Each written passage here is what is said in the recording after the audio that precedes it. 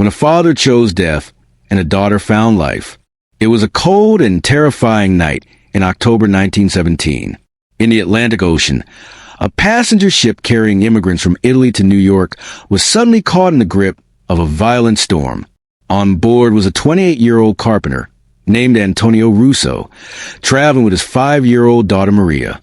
5 years earlier, Maria's mother had died during childbirth, and Antonio was taking his daughter to America to save her from poverty, to give her a better future, and to begin a new life. At 2 in the morning, the storm grew fierce. If you enjoyed this video, please don't forget to like and subscribe to the channel. Terrifying waves slammed against the deck of the ship. Water began flooding the lower sections where the third-class passengers were staying. Screams, panic, chaos. It looked like the end of the world. Antonio lifted Maria into his arms and ran toward the stairs, but the water had already reached his waist. The ship began to tilt to one side. People were trampling over each other, desperate to reach the upper decks. Antonio held Maria above the water, but the crowd was too heavy, the water too fast, and time too short. He knew they would never reach the lifeboats. The ship was sinking. Only minutes remained. Suddenly, Antonio saw a broken porthole from a damaged cabin window, shattered by the storm.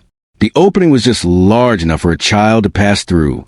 Antonio held Maria tightly, wiped her tears, and then pushed his tiny life through the broken porthole into the ice-cold sea.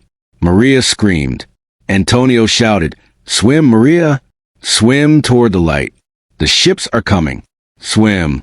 In the distance, the searchlights of rescue boats were sweeping across the water. Maria had a chance to live, but Antonio did not. He could not fit through the opening himself. He gave his daughter life and accepted death for himself. 7 minutes later, the ship disappeared beneath the ocean. Antonio Russo sank with the 117 passengers who never reached the lifeboats.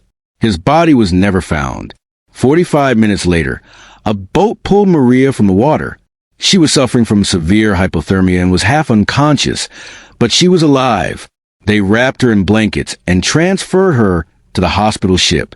Maria was alone, a 5-year-old orphan, a foreign country, a foreign language, and a wound in her heart that would never fully heal. She remembered her father's last words, "Swim toward the light."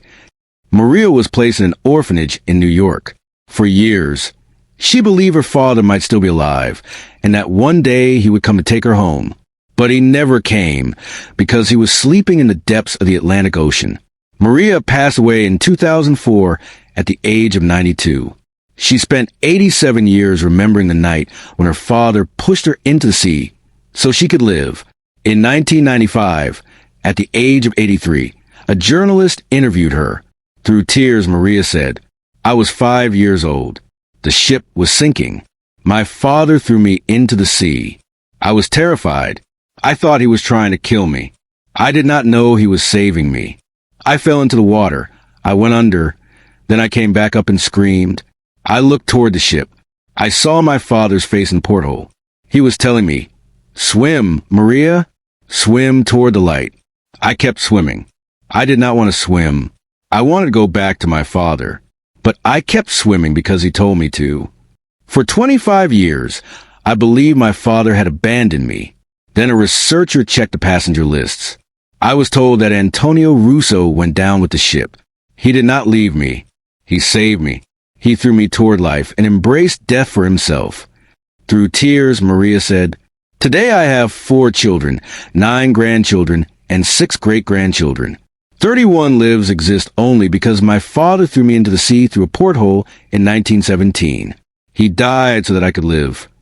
Every night when I close my eyes, I see his face. Even today, I still hear, 'Swim toward the light.' I have been swimming toward the light for 78 years. I hope I made him proud. I hope when I die, I will meet him and I will say, 'Thank you, Papa. Thank you for giving me life. Ti amo, Papa. I have always loved you.' This story is not just an accident. It is sacrifice. It is a father's love. It is the price of life. Sometimes, to save us, someone pushes us into darkness so that we can reach the light. Moral: true love is not measured by how long someone stays with us, but by how far they are willing to go so that we can live, grow, and find the light even in the deepest darkness.